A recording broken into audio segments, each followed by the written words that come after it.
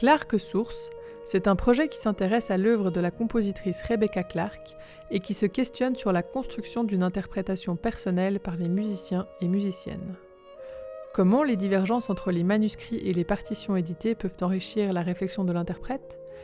Quelles informations peut nous donner une partition? Que peut-on retenir des indications écrites par la compositrice? Née en 1886 et décédée en 1979, Rebecca Clark est une compositrice britannique dont l'instrument de prédilection est l'alto. Si elle est surtout connue pour sa sonate pour alto et piano de 1919, elle a également composé une centaine de partitions et est désormais connue dans le monde entier. Le premier axe de ce projet a visé à identifier de nombreuses précisions qui apparaissent sur les manuscrits, mais ne sont pas reproduites dans les éditions imprimées.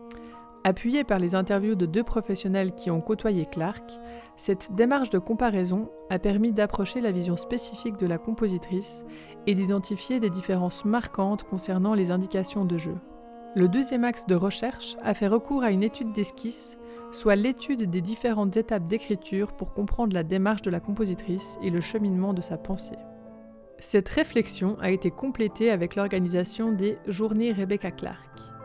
Des étudiants et étudiantes de l'EMU ont participé à un parcours de découverte des œuvres de Clark en observant les manuscrits mis à leur disposition avec des ateliers d'expérimentation, des conférences et des concerts.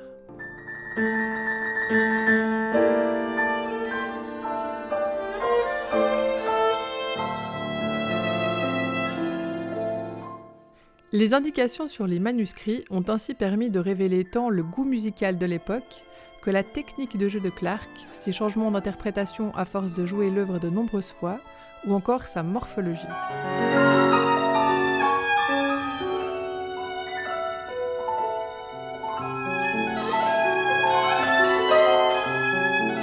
Les buts de cette recherche sont doubles. Le premier but est d'utiliser l'étude d'esquisse parce que ça nous permet de construire une interprétation. Le deuxième but est de se rapprocher de Rebecca Clark pour un interprète professionnel qui souhaiterait mieux connaître son univers et surtout son univers de jeu. Alors nous avons été surpris du nombre d'informations divergentes que nous avons pu trouver entre les manuscrits et la partition éditée. Donc la masse d'informations collectées dans ce travail est beaucoup plus importante que nous ne pensions au début. Dans le cadre de la recherche, ce qui est intéressant, c'est qu'on se plonge vraiment dans l'univers d'un compositeur ou d'une compositrice. Dans son cas, comme elle était altiste, on comprend comment elle jouait de l'alto et comment elle a pu penser ses œuvres. Et ça, c'est passionnant. Et moi, à titre personnel, j'ai aimé me rapprocher de sa personne en interviewant des personnes qui l'ont rencontrée, qui ont beaucoup travaillé avec elle, qui me parlaient de son petit accent british et de son tempérament. Et ça, c'était très touchant. Pendant cette recherche, 13 étudiants et étudiantes ont participé à 17 heures de travail sur Clark, soit 221 heures au total. Ils et elles ont relevé environ 500 différences entre les manuscrits et les partitions imprimées. Et 3 concerts, dont 2 d'étudiants et étudiantes, ont impliqué l'utilisation de 45 cordes, sans compter celle du piano.